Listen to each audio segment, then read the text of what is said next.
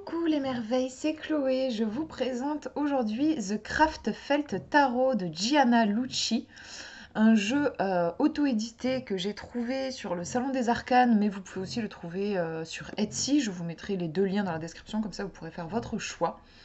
Donc c'est un tarot en anglais. Alors vous savez que il est rare que je fasse entrer des tarots dans ma collection. Pourquoi? Parce que un tarot, c'est toujours la même structure et que personnellement, je ne suis pas une collectionneuse. Tous les jeux que je prends, je les utilise, c'est des outils pour moi. Donc pour que je choisisse d'acheter un tarot, oui, en général, enfin toujours même en fait, il faut qu'il ait une touche créative qui se distingue un peu des autres. Et là, c'est vraiment le cas avec ce jeu. Vous allez voir, il est vraiment original. Au niveau donc de comment comment il est fait, vous avez une boîte, vous voyez, qui est brillante comme ça, là, enfin, je sais pas comment dire, un peu lisse, je sais pas comment le dire autrement.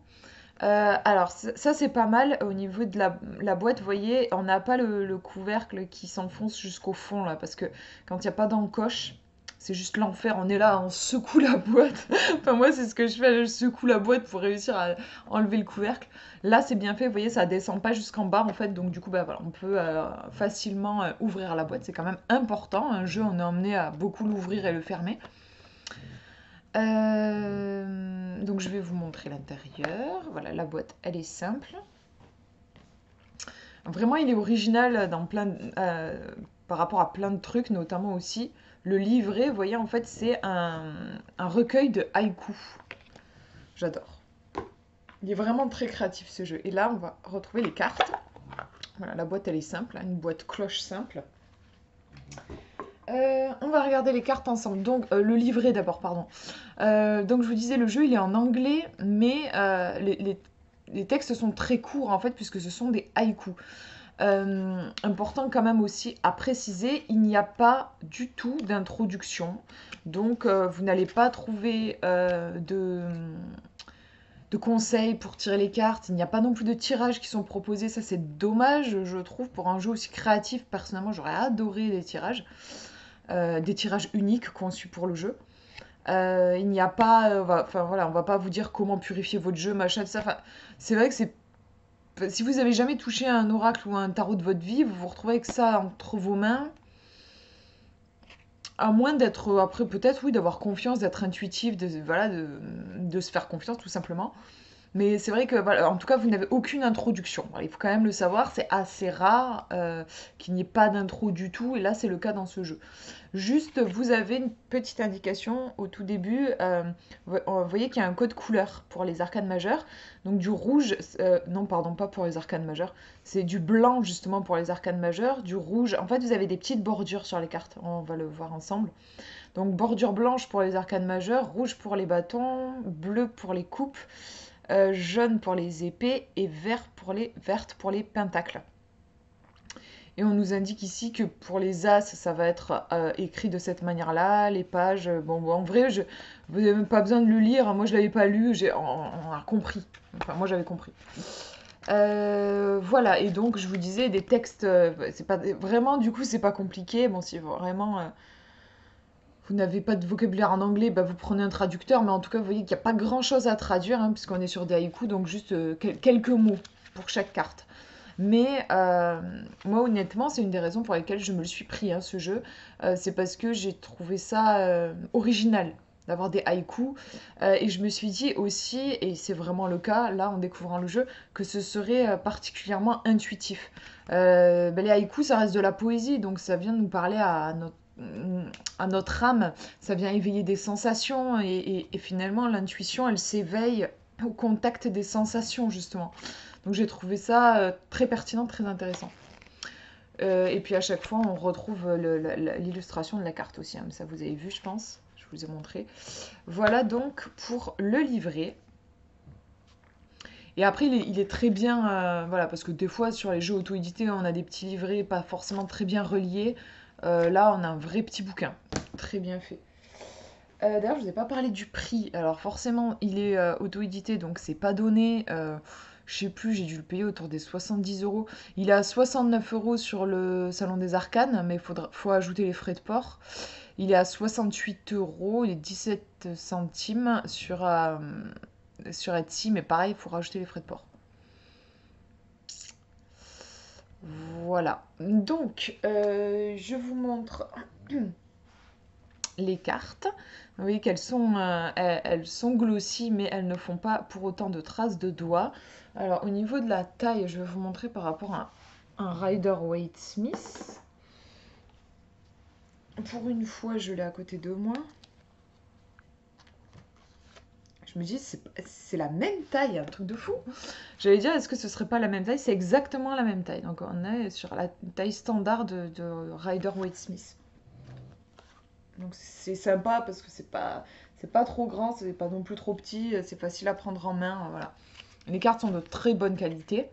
Elles sont très souples, mais de très bonne qualité. Les tranches, elles sont neutres. Et alors, donc oui, enfin bon, je vous avais vu un petit peu dans le livret, mais en fait, on est sur une esthétique très particulière, puisque ce ne sont pas des dessins, en fait, ce sont des créations qui ont été prises en photo et des créations, alors je sais pas trop comment on pourrait formuler ça, comme si c'était, on dirait de la feutrine, en fait. Je sais plus comment, attendez, je retourne sur le Salon des Arcanes, comment ça a été détaillé. Euh, voilà, c'est réalisé à partir de photographies de création originale en feutre découpé à la main. Voilà, c'est ça. Donc bien sûr, il s'agit de photos, hein, mais là, de toute façon, hein, là, que je vous le montre, on se rend compte, c'est que sur le Salon des Arcanes, du coup, Nicolas a précisé que bah, forcément, vous ne vous retrouvez pas avec la création en feutrine, en feutre, mais bien, ce sont des photographies. Et je sais pas si je trouve qu'on se rend pas forcément compte là à la caméra de la sensation quand même. Moi là quand je regarde la carte de volume, enfin justement on sent la texture du feutre. Je crois que c'est du feutre, on va dire la feutrine. Bref. Et voilà donc le type d'illustration qu'on a. Et je vous disais on a des bordures. Voilà. Des bordures avec un code couleur. Donc vraiment, je trouve qu'il fallait y penser. Vous voyez qu'on est sur une base du Rider-Waite Smith, hein. Donc des illustrations qui peuvent tout à fait être interprétées de façon intuitive, sauf peut-être pour les as. C'est toujours un peu délicat, je trouve. Les as, il n'y a pas trop de détails sur ces cartes-là. Qu'est-ce qu'elle est belle celle-là, je trouve. Oh, j'adore. Je sais pas. Alors moi, vraiment, j'ai un gros coup de cœur pour ce jeu. Je sais pas, voilà, celle aussi, je l'adore. J'ai un frisson. Je sais pas, je le trouve. Bon, déjà, l'idée, je trouve qu'il fallait y penser. En plus, avec les haïkus, il y avait quelque chose d'extrêmement poétique. Moi, là, si je devais vous donner des mots-clés comme ça sur ce jeu, c'est vraiment. C'est créatif, coloré, peps. Il y a aussi une touche qui fait penser à l'univers des enfants, je trouve. C'est un jeu qui pourra vous plaire si vous avez envie de travailler avec votre enfant intérieur, en fait. Voilà, j'ai un gros coup de cœur. J'adore. Les cartes glissent très très bien. C'est un plaisir de les brasser, de les tirer. J'adore. Non, c'était bien dans ce sens-là. Je me suis perdue. Voilà, vous voyez, c'est vraiment intuitif. On ressent vraiment là ce personnage qui veut pas lâcher ses deniers. Oui, sur certaines cartes, on est vraiment assez proche des illustrations traditionnelles du Rider-Waite-Smith. Et puis là, bon, par exemple, sur celle-ci, on a vraiment une réinterprétation avec le boulanger. Mais j'adore. Celle-ci, on se rend un petit peu plus compte, je trouve, là, vous le sentez, le relief, là. Moi, je le sens pas sous le doigt, hein, je précise, comme je vous disais, ce sont des photos. Mais voilà, on voit bien la création de base et c'est super joli. Moi, j'adore. C'est trop beau. Celle-là, elle est magnifique aussi. J'adore. Ah, je suis vraiment fan. Celle-là, je l'adore. Celle-là, la roue de fortune.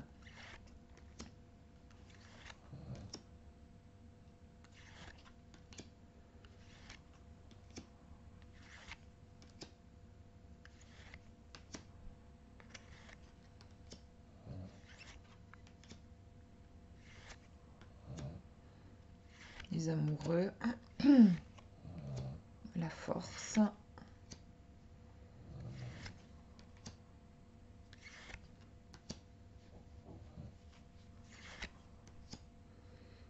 C'est tellement poétique aussi le pendu, la façon dont il est représenté avec ses petits ballons. Il est en suspension dans les airs. Là aussi, j'aime beaucoup la représentation de la force. Pardon, de la mort.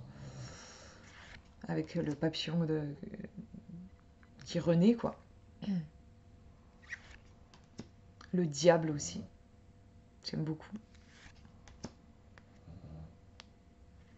Alors c'est vrai que je suis en train de calculer en vous le disant qu'il n'y a pas les noms sur les arcanes majeures. En fait, même sur les mineurs d'ailleurs. Hein. C'est vrai qu'il n'y a pas... C'est marrant, j'avais pas capté.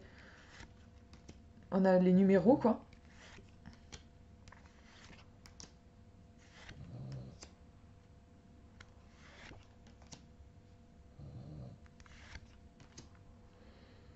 Donc ouais, du coup, faut compter, quoi. 2 de bâtons. 3 de bâtons. Bon, c'est pas compliqué, hein, mais c'est juste que c'est vrai que c'est une des particularités du jeu. Mais enfin, je trouve ça vraiment bien parce que ça aurait été dommage, je trouve. Franchement, de mettre un cartouche là et de noter le nom, ça aurait cassé l'immersion, je trouve, dans l'univers de la carte. Ouais. Et c'est ce qu'on nous disait au début, là, que le cul, le cul de Queen, de la reine, quoi. Ah, celle-là, qu'est-ce qu'elle est belle aussi. L'as de coupe.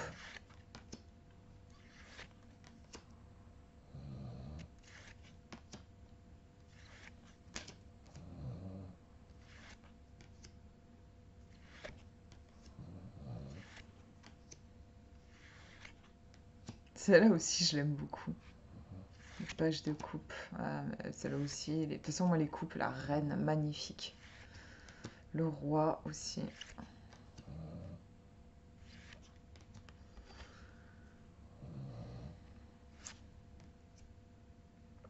Et le cavalier de denier. Allez, je vous fais un petit tirage. Je tiens une petite carte comme ça, vous allez voir un peu le type de message. Donc on me demande, en plus c'est un tarot, donc vous pouvez demander ce que vous voulez. On va demander un message. Hop. Et on a, alors là on est content, le 10 de coupe. Mais vous voyez que c'est très intuitif, on n'a pas besoin de connaître la signification du 10 de coupe pour savoir que là c'est plutôt un bon présage, hein, avec cette famille unie, dans un univers assez paradisiaque, avec cet arc-en-ciel. Il y a vraiment le mot qui me vient, c'est plénitude. On manque de rien, on est entouré, la nature est luxuriante, on est aimé, on est en sécurité, tout va bien, quoi. Je vais vous lire le haïku. Tout. C'est 10 de coupe, je cherche 10 de coupe. Je prends quand même mon portable pour être sûre de ne pas bugger sur un mot, mal traduire un mot.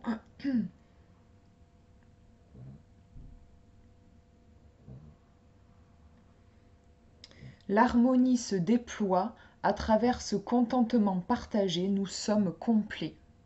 Voilà. Donc, vous voyez, c'est très court, mais c'est assez, comment dire, c'est très intuitif, c'est très clair. Voilà, on a compris que, vous voyez, j'avais ce côté, ce mot, comme si on manquait de rien. Je sais plus quel mot j'avais utilisé, mais voilà, là, c'est le dernier mot du haïku, c'est complet.